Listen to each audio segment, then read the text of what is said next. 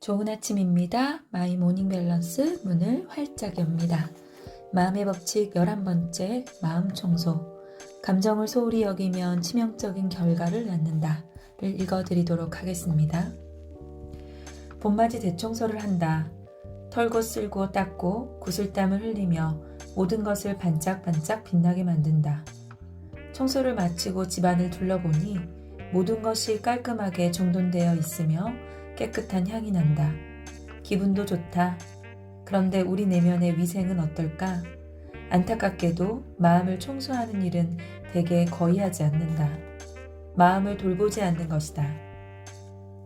심적인 부담이나 장애를 개별적 처방으로 예방하는 마음 청소는 오래전부터 학고부동하게 자리 잡은 개념이다.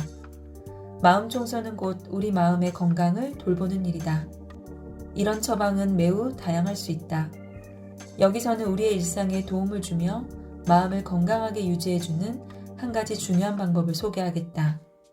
우리는 이따금씩 좋지 못한 경험 때문에 상처받고 상실감에 괴로워하거나 슬픔과 같은 강렬한 감정에 시달린다. 그런 감정은 때로 몹시 불편하고 심지어 아주 위협적일 때가 있기 때문에 우리는 자신을 위해 잊어버리려고 한다. 이런 것을 두고 심리학은 억압이라 부른다. 인간의 기본적인 방어기제 가운데 하나가 억압이다. 잊어버리는 것은 부담을 떨쳐버리니까 상당한 도움을 주는 것처럼 보이지만 다른 한편으로는 무서운 결과를 낳을 수 있다. 억눌려진 감정은 잔재의식에 숨어서 계속 활동하며 우리에게 영향을 줄 다른 길을 찾으려 들기 때문이다. 이런 식으로 우리 의식의 심층에 숨은 억눌린 감정은 점차 우리 몸을 병들게 만든다. 마음과 몸이 얽혀 빚어내는 질병으로는 불면증, 우울증, 만성피로, 위장병 등이 있으며 심각할 경우 암까지 유발한다. 물론 몇 달 혹은 심지어 몇 년이든 할 수만 있다면 외면하는 게 편하게 여겨질 수 있다. 그러나 억압된 문제를 해결하기 위해서는 결국 그 문제를 밖으로 드러내 두려움과 직면해야 한다. 이런 사실을 배우는데 너무 큰 비용을 지불하는 것은 대단히 안타까운 일이다. 최근 연구 결과는 성인의 25%가 최소한 한 번 이상 몸과 마음이 얽혀 빚어지는 질병, 이를테면 수면장애나 우울증 등을 앓는다고 한다. 더욱이 이런 경향은 계속 늘어나는 추세이다.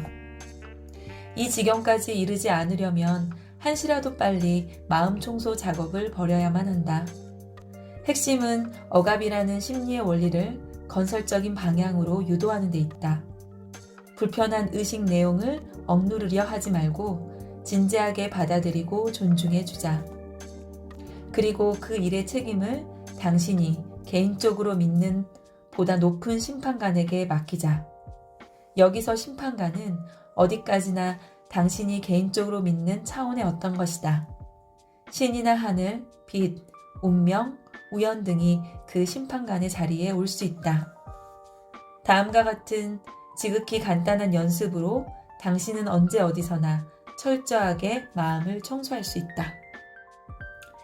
1단계 생각과 감정을 총동원해 당신이 느끼는 고통 안으로 들어가라. 상황을 두 눈으로 보듯 그려보며 관련 당사자들을 살펴라. 그리고 그들의 느낌을 깊숙하게 헤아리자. 집중력을 가지고 주의 깊게 상상해보자. 2단계 당신의 감정을 정확히 표현하라. 온전히 의식해서 다음과 같이 말하자. 나는 땡땡땡이다. 공란에는 당신의 느낌을 써넣어라. 이를테면 두렵다, 화가 난다, 슬프다, 걱정스럽다, 외롭다, 절망적이다 등등. 3단계 다음과 같이 말하자. 그래, 그건 바로 내 땡땡이다. 두려움, 분노 등 위에서 확인한 감정을 공란에 써넣는다. 나는 땡땡땡을 느낄 권리가 있다. 땡땡땡은 내 인격의 자연스럽고도 소중한 부분이다. 4단계 머릿속으로 당신의 감정을 가지고 일종의 동영상을 찍어라. 그리고 이 동영상을 상상 속의 CD나 DVD에 담는다. 이 상상의 CD나 DVD를 안전한 장소, 예컨대 당신만이 접근할 수 있는 금고 같은 곳에 보관한다. 5단계, 이제 당신은 여러 가지 가능성을 가진다. 앞으로 언제라도 당신의 감정을 의식적으로 다루며 대결할 수 있다. 상황이 적절하다면 말이다. 이 목적을 위해 당신의 동영상을 은밀한 장소에서 꺼내 감정이 그리는 장면들을 감상하라. 언제라도 동영상을 멈추거나 끌 수 있다. 다시 말해서 컨트롤은 어디까지나 당신이 한다. 이런 마음 청소 작업은 무슨 의미를 가질까? 첫째, 다양한 감정을 자신의 일부로 인정하고 존중하게 된다. 그렇게 하는 것이 당연한 것 같지만 보통 우리는 특정 생각과 감정을 허용하지 않거나 억누르려 애를 쓴다. 자신의 감정을 두고 부끄러워하는 일도 자주 벌어진다. 어린 시절부터 증오와 분노 같은 감정이 좋게 받아들여지지 않는다는 경험을 해왔기 때문이다. 이게 바로 많은 사람이 자신의 솔직한 감정에 접근하기 어려워하는 주된 원인이다. 나쁘거나 악하거나 부적절한 것은 느껴서는 안 된다고 배운 탓이다.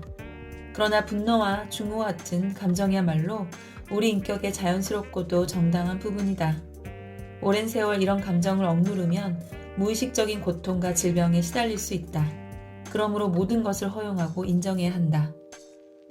물론 그렇다고 반드시 감정을 밖으로 분출해야 한다는 말은 아니다. 우리는 일상에서 감정을 느끼는 것과 분출하는 것을 혼동하는 잘못을 저지른다. 동료가 거듭 당신을 괴롭히는 탓에 느끼는 분노는 정당하고도 정상적인 것이지만 그렇다고 동료를 두들겨 팰 수는 없는 노릇이다. 아무리 정당한 이유가 있더라도 특정 행동에는 예측 가능한 책임이 따른다. 그렇다고 감정을 소홀히 다루거나 억압하다가는 더 치명적인 결과를 낳는다. 그래서 앞에서 말한 1에서 3단계가 필요한 것이다.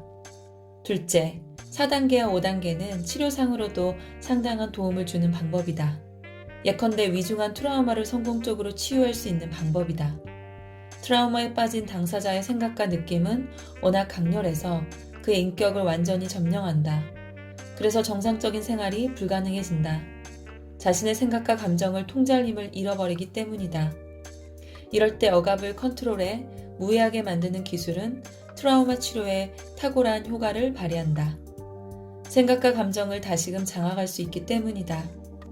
우리의 생각과 느낌을 솔직히 인정하고 진지하게 받아들이며 우리 인격의 일부로 존중해주자. 그러면서 언제 분출하고 어떻게 다스릴지는 스스로 결정하자. 모든 상황에서 자신의 생각과 느낌을 분출할 수는 없다. 그러므로 우리는 속내와의 대결을 나중 시점으로 미뤄두는 법도 배울 필요가 있다. 그래야 내면의 격정에 사로잡히지 않을 수 있다.